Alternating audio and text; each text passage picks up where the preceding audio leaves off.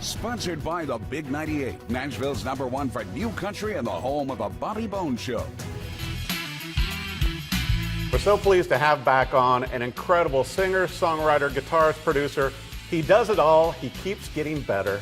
JD Simo. Thanks for having me back. Dude, I mean, it's like we were just talking. It's like, I don't know how many times you've been on the show now, but it's always like a new album, a new tour. Something. You know, something going on. And I love this new album, Songs from the House of Grease. Mm-hmm. And, you know, you are really being productive. I mean, you recorded this in your home studio, right? Yeah. I put, it's over the course of lockdown, I've finally made it into what it could be because I had the time to do so. So I had some help for some friends, but it's a funky little place, and it's, you know, I'm in there when I'm in the 615. I'm in there most days. You know, it's a great place to make music. Well, and also when you're not in like guitar shops and other stuff, right? Oh yeah, you know, poker games, you know, whatever. Right, and with your daughter. Yes, absolutely. Yeah. You got to keep the 4-year-old happy. Yeah, absolutely. Well, I'll tell you what, you know, listen to this album, and once again, you know, fans of your music, and you've got so many now international fans. It's like I really enjoyed the instrumentation. Your slide work sounds great on here, but also it's like you know, you have like some jazz in here. Mm-hmm. It's like, you know, you give nods to a lot of your favorite, you know, styles of music, JD, and you're not staying in one place.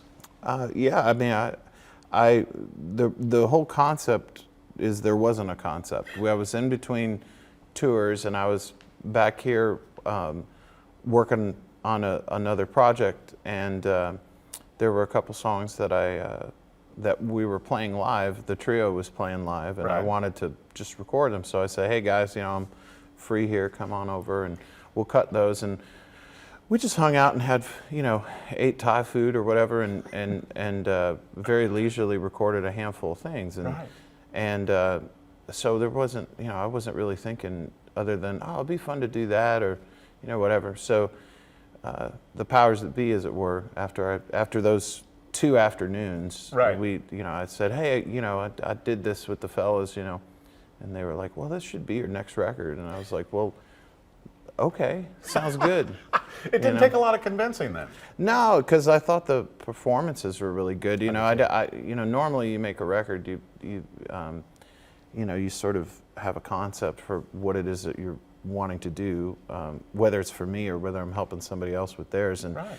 And so with this, it seemed, I was like, well, no, it's, you know, there's no overdubs, everything's live. You know, Mm-hmm. there's more room mics on this record than I normally use in my place, and it was, you know, the performances were good. So I was like, yeah, that sounds like a good idea. Well, you know, it has a very live feel, and I would say that's probably also with those live mics, it has an ambient sound. Right. Which I like because it gives it air. You know, it's like on Missy's Strut, I love, you know, like the counterpoint rhythms and everything on that. And then my favorite tracks, obviously, Higher Plane Part 1 and 2. Mm-hmm. Yeah, which, thank you, I appreciate that. That's like the long, you know, improvisational sort of free jazz track in particular. But yeah, no,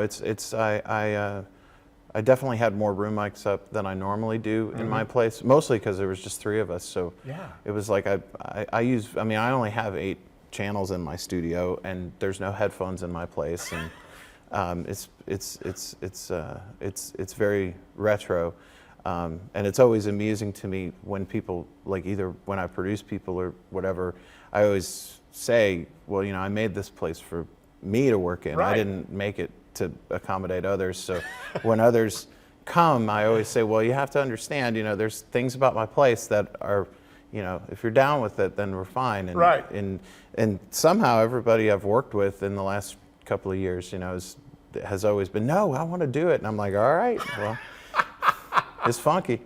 Yeah, but I think it lends to the music, because I think, you know, you and I are such fans of a lot of the older music, and I was talking to you about even the cover and the back, you know, of it. I love the artwork on the front and back, and your buddy did this, but it reminds me of some of my dad's favorite albums, you know, like Thelonious Monk and everything like that, and I love the artwork on this. Thank you. My buddy Jeremy Fetzer did it, and he's every great album cover of the last 10 years or so, Stapleton and Isbell and Margot Price and all kinds of people. JD Simo. Well, you know, he's a brilliant, multi-talented friend, and he did a wonderful job. Yeah, it's very reminiscent of like a Blue Note or an Impulse or something. Yeah, which I love. I love those albums, and I know you do as well. Yeah, big well, now fan. I got to brag on you. It's like, you know, I think you and I first met, you know, when you were gigging downtown. You know, back when you were playing at Roberts and everything, and then, you know, when you branched out and started pursuing your solo career, you know, and which is doing incredible now. Let's talk about the soundtrack for the Elvis movie that David Cobb pulled you in on. Yeah, Dave. I'd known Dave for a long time, you know, like well over 10 years, but we'd never worked together. And he called me. I was out of town, and he called me in the summer of 2018, and he said, "Hey man, are you going to be home such and such?" And luckily I was. And he said, "I want to book you for some sessions for this Elvis movie I'm going to start working on." And that was it. That's all. And he talked. He said, you know, obviously we need to do Scotty Moore and James Burton and Reggie Young and stuff like that. But he's like, but there's a lot of other elements that are right up your alley. He said, you know, even at that time in the early stages of pre-production, he was like, there's going to be scenes with Big Mama Thornton and scenes with Sister Rosetta Thorpe and all this other kind of stuff. And I was like, man, that sounds great. And so we started working, and we worked on it on and off for well over 2 years. And myself and like 3 other gentlemen, Chris Powell and Philip Towns and Brian Allen, for the most part, we the 4 of us ended up playing pretty much on the entire thing. Wow. You know, the score and and all of the music in the movie and stuff. Yeah, what a great team. It's like, I know all those musicians that you mentioned, but, you know, what does it feel like for you? You know, and obviously the movie has done incredible. I don't know how many times I've watched it. My daughter plays the soundtrack all the time. Oh, cool. You know, and so what's it like to see the movie and you know, with your music in there? It was very emotional. Unfortunately, I was prevented from going to any of the premieres, which was a huge drag.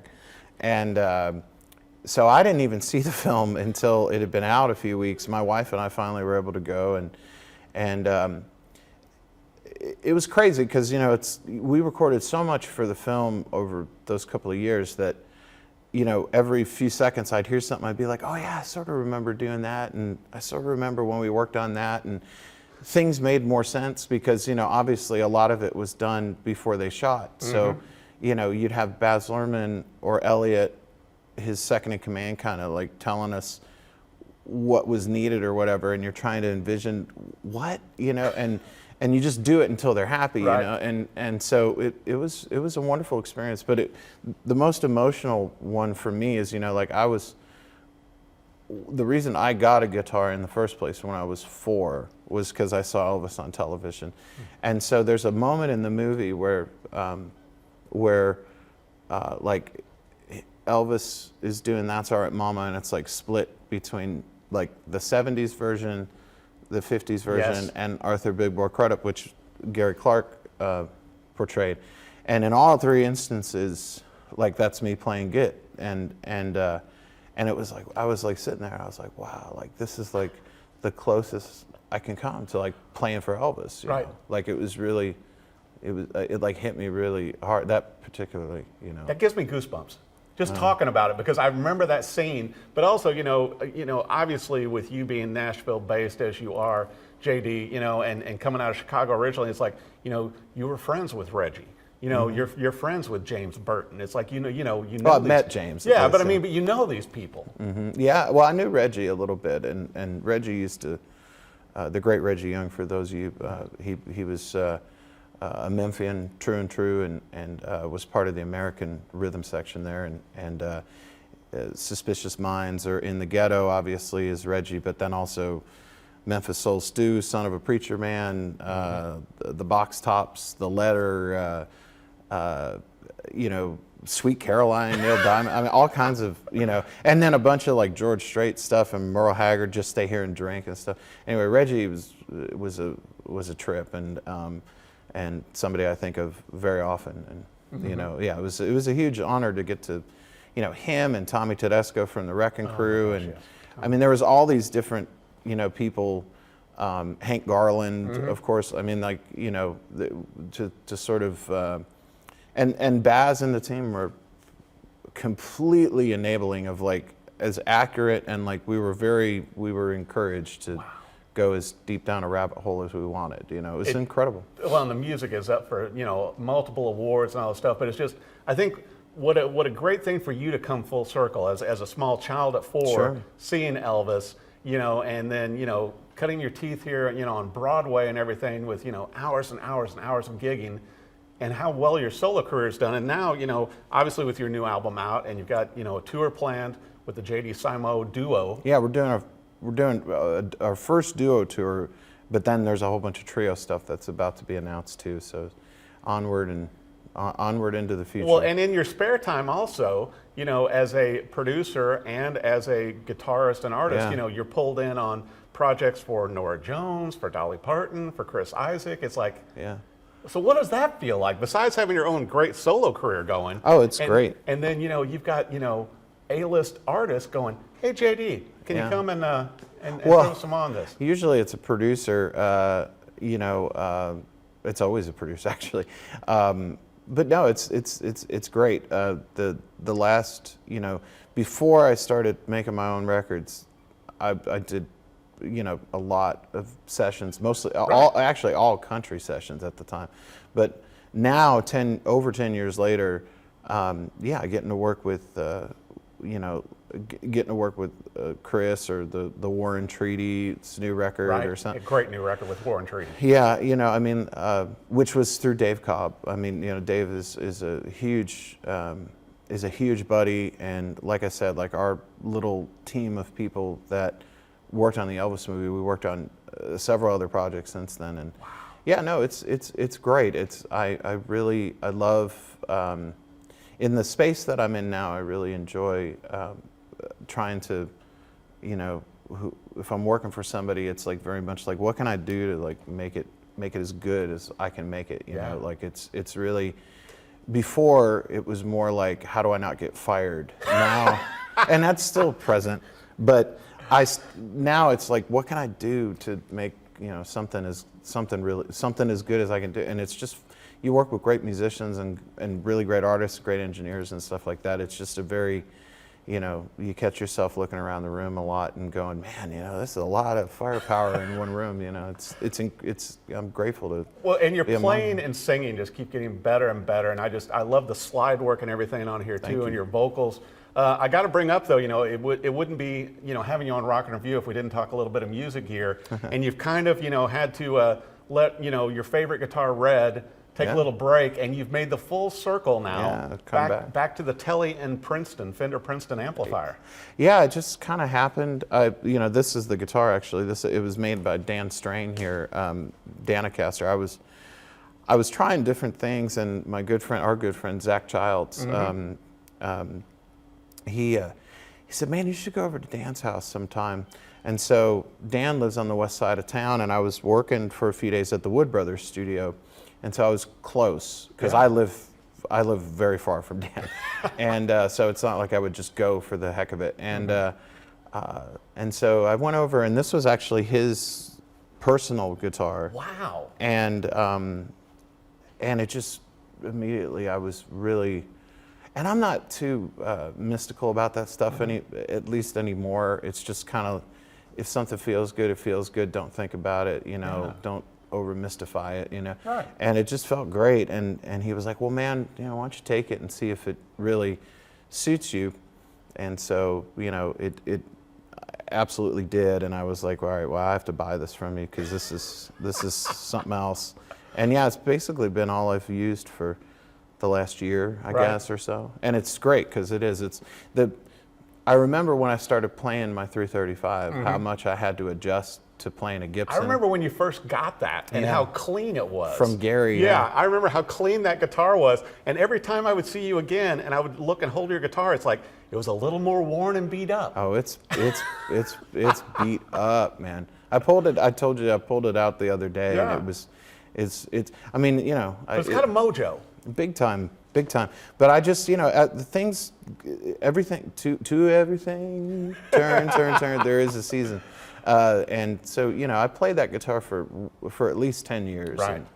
And now I'm just enjoying something different. And it is, you know, it's just the comfort is crazy. Well, and as you brought up too before we came in studio, and I think it speaks to your artistic creativity, it's the muse. You know, it's like, you know, certainly with, you know, your solo work and with all the session work you've been doing now, and like you said too, you know, before, you know, you were doing country session work, and now you're doing, you know, rock and country and jazz and everything. Yeah, no, it's fun, you know, you know, folk music and Americana, a lot of Americana stuff. Yeah. I tend to work on a lot of Americana stuff. But yeah, I did a free jazz record a couple of weeks ago with my buddy Robbie Crowell, who was up for Musician of the Year last year at Americana Awards, and yeah, I just love, you know, hey man, I'll do anything, you know, but I enjoy it all, and I try and get in there and I enjoy trying to put the puzzle together, you know. Well, you know, and I got to bring up too, besides being incredible, you know, in the studio, and I love the ambient sound of this album, but you know, you're known for your live shows.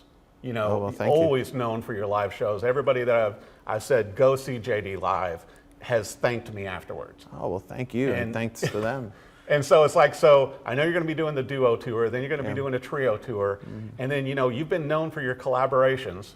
Yeah, I've been doing some work with Jimmy Hall this year, which is fun, and that band in particular is great because it's Derek Phillips and Ted Pecchio and myself. We've got some stuff coming up after I finish the duo tour. But yeah, and I've done some stuff with my friend Patrick Sweeney as of late, and there's more stuff from that's coming later in the year. And yeah, I mean, it's again, I always say yes, you know. It's unless I absolutely can't, you know. There's always time you can always find the time, you know. Well, if you want to. but you keep evolving as an artist, JD. I mean, in a great way, and I think that's why people gravitate towards you and want you on their albums, and the producers bring you in. And I mean, you're on the Elvis movie soundtrack. Yeah, it's crazy, man. You know, but as we were talking about, I mean, it's one thing not only leads to another, but like one thing can lead to 20 things. Right. And then each of those 20 things can lead to 12. You know, so like you just show up and try and do a good job and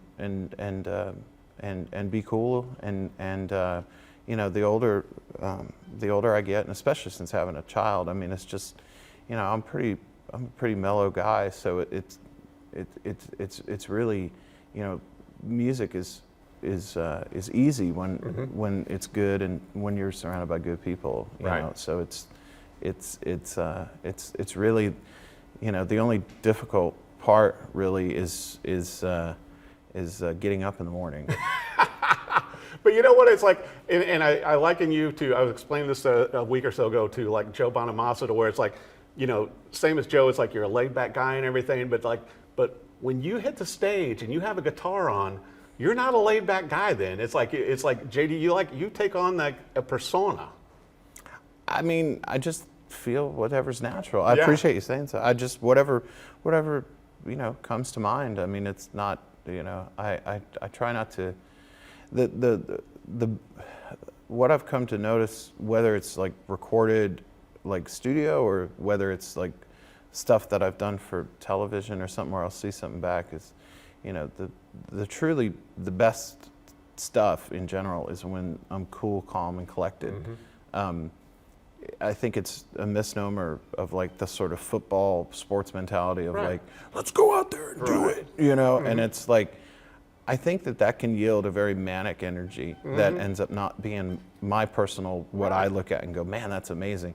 And so sort of that, you know, and also like if you go out there and you're calm and collected and sort of peaceful, then if there are intense moments, they don't, you know, they won't come off as like forced or I agree. or it's like a hokey. crescendo.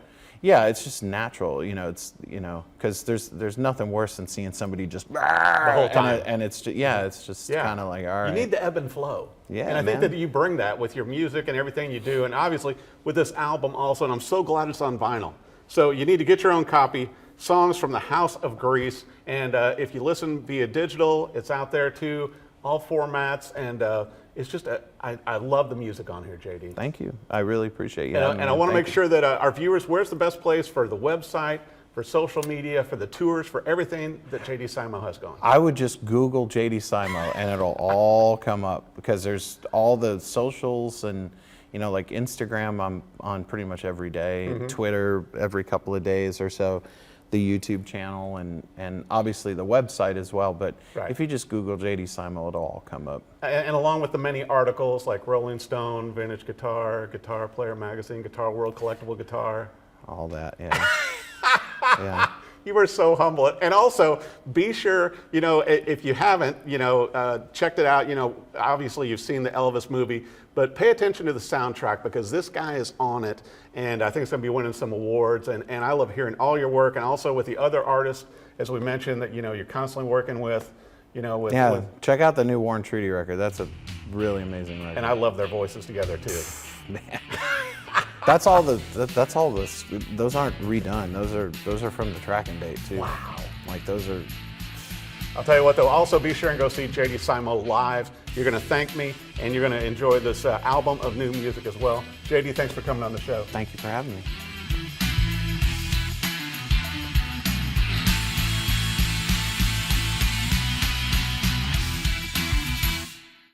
Sponsored by the Big 98, Nashville's #1 for new country and the home of the Bobby Bones Show.